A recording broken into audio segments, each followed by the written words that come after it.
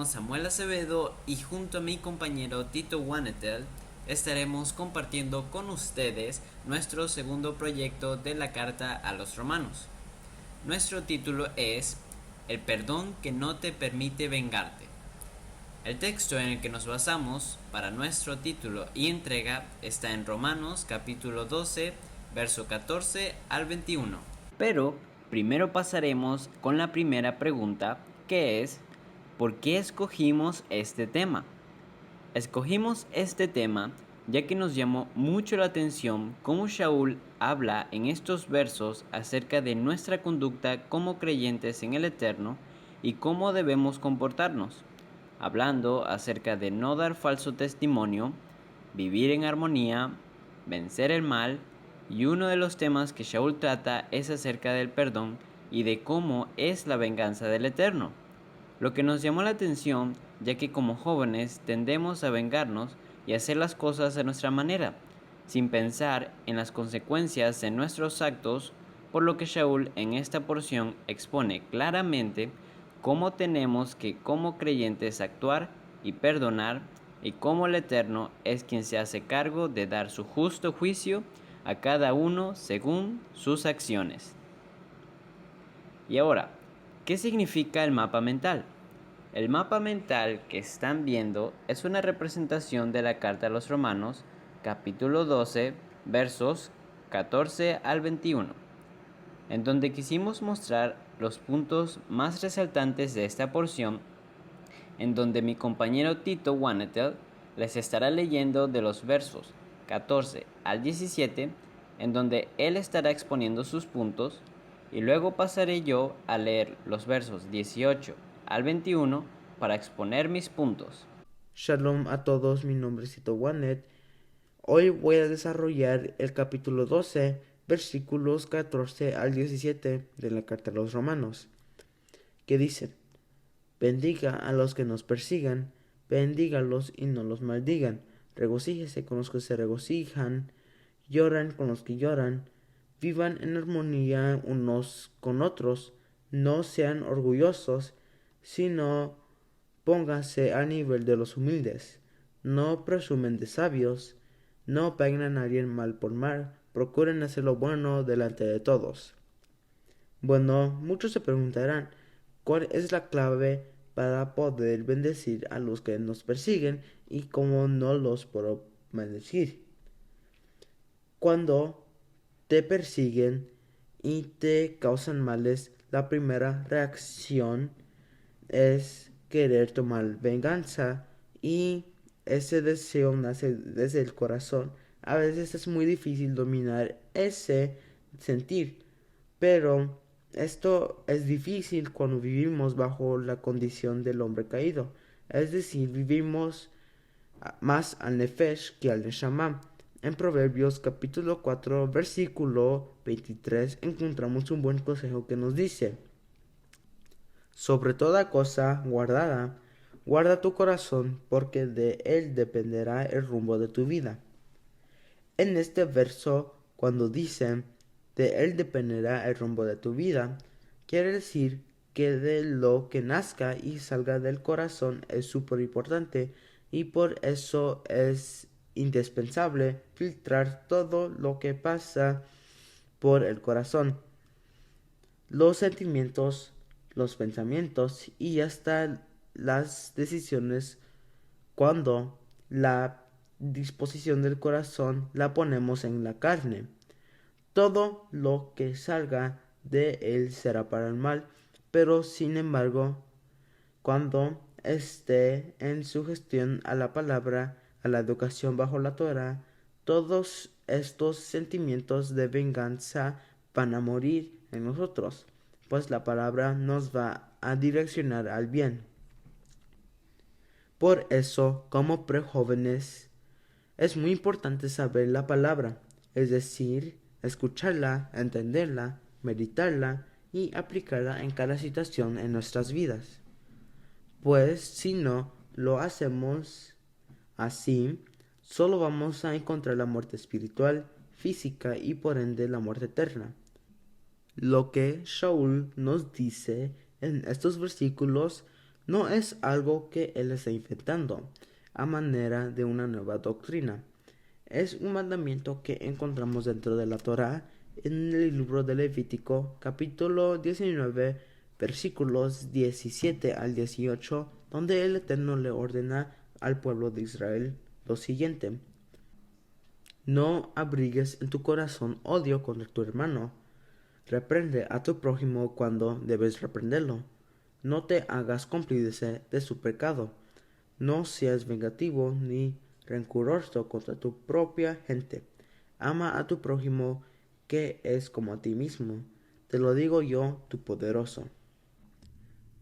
Así que, si pasamos por alguna situación en nuestras vidas y esas situaciones van a encarar nuestra emuná, y esto puede ser si algún conocido o familiar quieren aprovecharse de nosotros o nos ofenden, debemos reaccionar cumpliendo con obediencia este mandamiento, no permitiendo que nuestro nefesh nos domine, guardándolos de las malas actitudes, pues al final de las cosas viene a ser muy beneficioso para nosotros, pues nos ayudará mucho a no tener problemas con la gente, ya que es estresante y cansado tener problemas todo el tiempo. Por otro lado, tampoco debemos permitir que la gente sin Torah haga de lo que quieran de nosotros.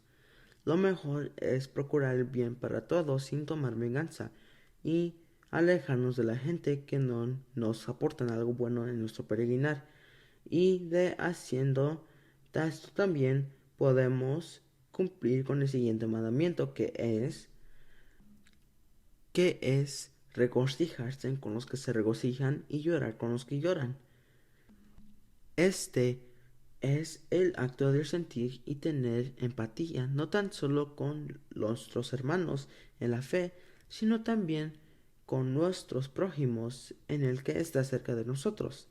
Según el diccionario, la palabra empatía es la capacidad de comprender y compartir los sentimientos de los demás.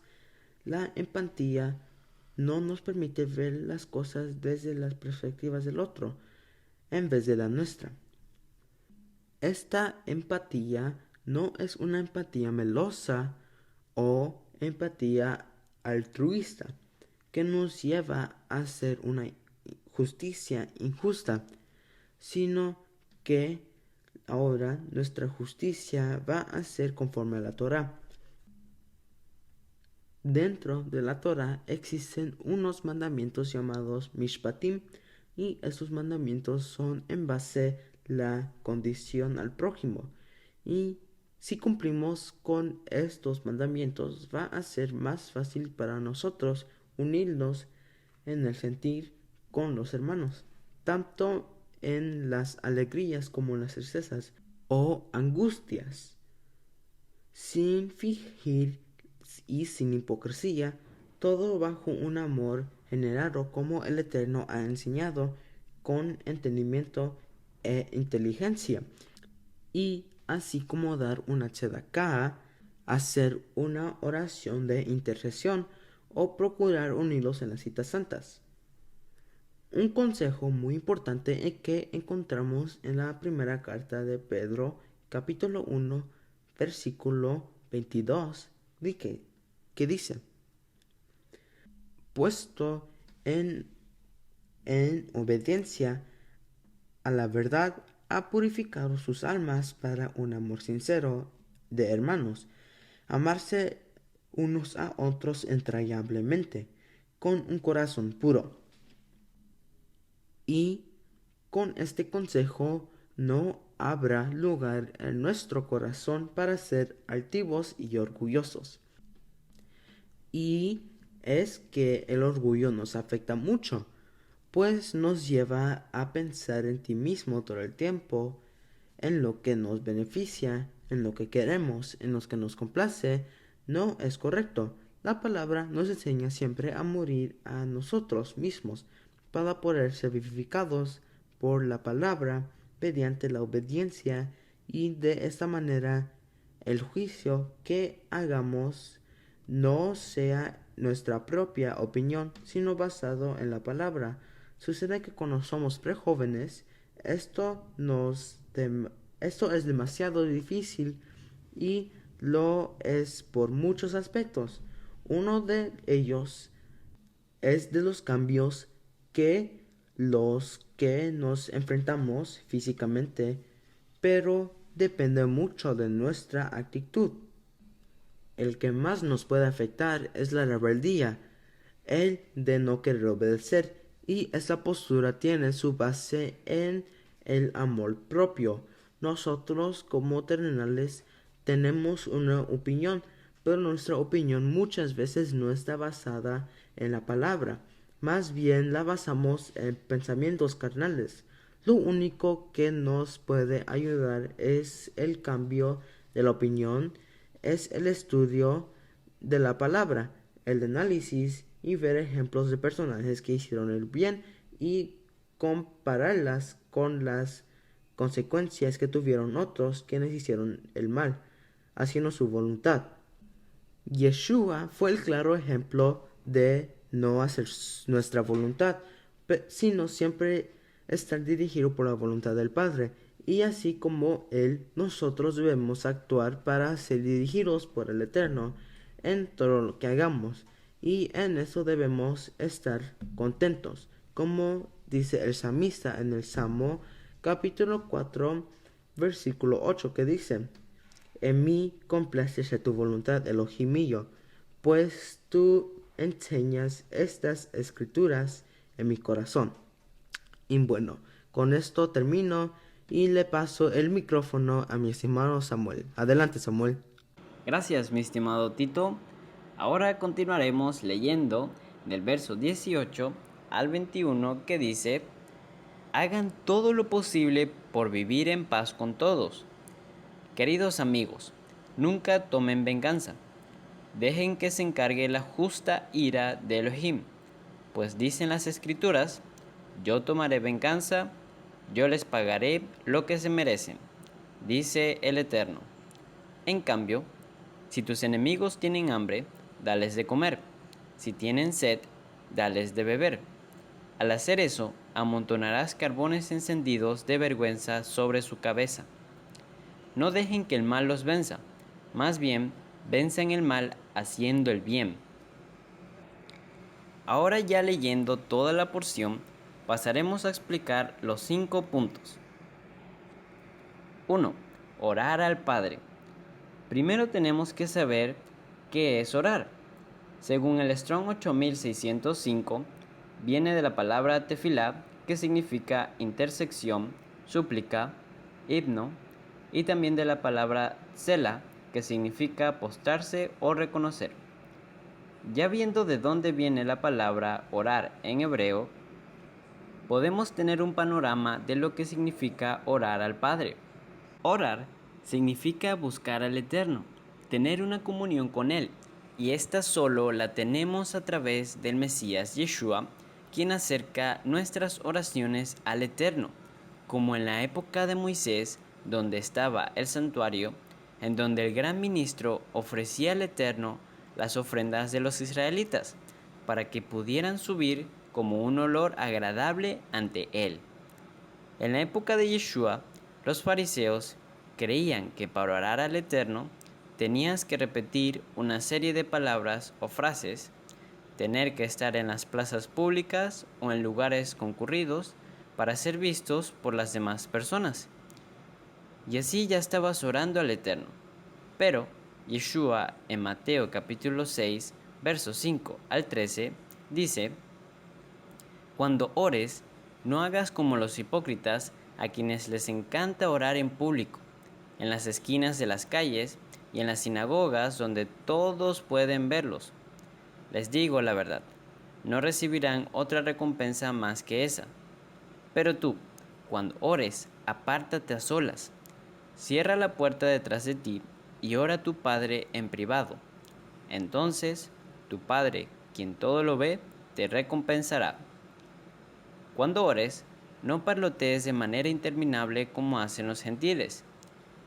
Piensan que sus oraciones recibirán respuesta solo por repetir las mismas palabras una y otra vez. No seas como ellos, porque tu Padre, sabe exactamente lo que necesitas, incluso antes de que se lo pidas. Ora de la siguiente manera: Padre nuestro que estás en los cielos, que sea siempre santo tu nombre. Que tu reino venga pronto, que se cumpla tu voluntad en la tierra como se cumple en el cielo. Danos hoy el alimento que necesitamos y perdónanos nuestros pecados, así como hemos perdonado a los que pecan contra nosotros. No permitas que cedamos ante la tentación, sino rescátanos del maligno. De esta manera aprendemos cómo es que al Padre le agrada que le busquemos en oración. No a nuestra manera, sino de la forma que el Eterno nos instruye a través de su Hijo Yeshua de cómo tenemos que hacerlo. También vemos cómo en nuestras oraciones podemos pedirle al Eterno que sea Él que nos dé nuestro pan de cada día. Es decir, que sea Él quien nos provea de todo lo que necesitamos y no lo que nosotros queremos por vanidad propia. Haciendo su voluntad, así como en lo sublime, en lo celestial, donde habita el Eterno se cumple, así nosotros aquí en la tierra la cumplamos también, perdonando a los que nos lastiman, no pagando de la misma manera, para que así el Eterno tenga misericordia de nosotros cuando nos equivoquemos.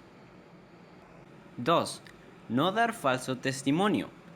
Este punto que Shaul toca en esta porción de Romanos capítulo 12 de no dar falso testimonio está basado en la Torá en Éxodo capítulo 20 verso 16 que dice: no darás falso testimonio contra tu prójimo.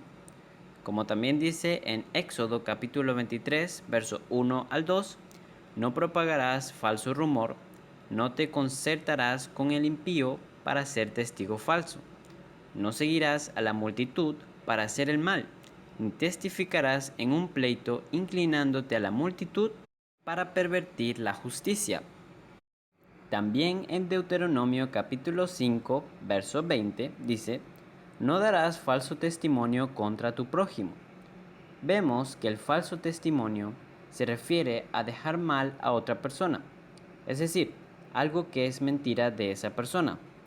Creer que hizo algo pero sin saber si es verdad y contarlo como si fuera verdad es dar falso testimonio de esa persona. Pero el falso testimonio no solo se refiere a este plano terrenal entre personas, sino también se refiere al testimonio que damos nosotros como creyentes del Eterno. Nosotros podemos tanto dejar bien al Eterno con nuestras acciones como dejarlo mal. Podemos exaltar y dar buen testimonio de Él al obedecer su palabra en nuestra vida, mostrar acciones de obediencia, honrando a nuestros padres, cumplir con nuestros deberes, ser responsables, etc. Como también con nuestras palabras al hablar de su palabra correctamente sin agregarle ni quitarle nada, sino enseñándola con la correcta interpretación que nos dio el Mesías Yeshua. Como dice en Proverbios capítulo 19, verso 5, el testigo falso no quedará sin castigo, y el que cuenta mentiras no escapará. 3. La venganza del Eterno. Este punto se suele malinterpretar creyendo en el mundo religioso que Dios, como le llaman, es un Dios malo y que solo juzga sin piedad. Castigaba a los israelitas, pero en realidad desconocen cuál es la venganza del Eterno. Dice en Deuteronomio 32, verso 35, mía es la venganza y la retribución. A su tiempo el pie de ellos resbalará, porque el día de su calamidad está cerca. Ya se apresura lo que les está preparado. La venganza se define como un acto de retribución por un mal causado. Por nuestra carnalidad humana o nuestra condición caída, tendemos a tomar venganza por nuestras propias manos. Por ejemplo, que si nos pegan, nosotros también respondemos con un golpe. Que si nos insultan, nosotros también respondemos con insultos. Y así tendemos a buscar la venganza por nuestra propia cuenta, pero que a la final terminamos mucho peor. El Eterno en su palabra nos muestra cómo la venganza es de Él y no una venganza rencorosa o de odio, como nosotros estamos acostumbrados, sino que la venganza del Eterno es justicia. Su venganza no es más que la retribución de nuestros actos, que como nosotros actuamos, el Eterno nos va a juzgar. Que cuando nos pasen todo ese tipo de situaciones en nuestra vida diaria, tenemos que calmarnos y permanecer confiados en el Eterno, que en su momento Él hará justicia. Y como dijo Yeshua el Mesías en Mateo capítulo 5, verso 38 al 42, ¿han oído la ley que dice que el castigo debe ser acorde a la gravedad del daño, ojo por ojo y diente por diente? Pero yo digo, no resistas a la persona mala. Si alguien te da una bofetada en la mejilla derecha, ofrécele también la otra mejilla.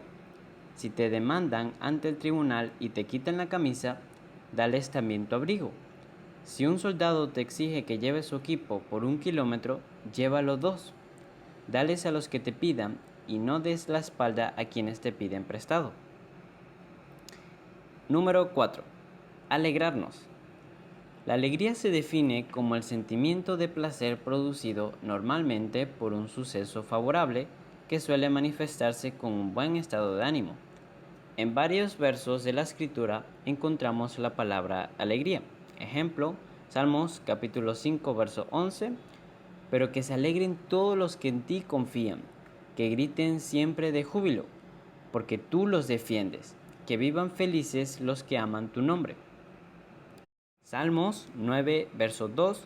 Por ti me alegraré, oh Elohim Altísimo, y cantaré exaltaciones a tu nombre. Salmos 16, verso 11.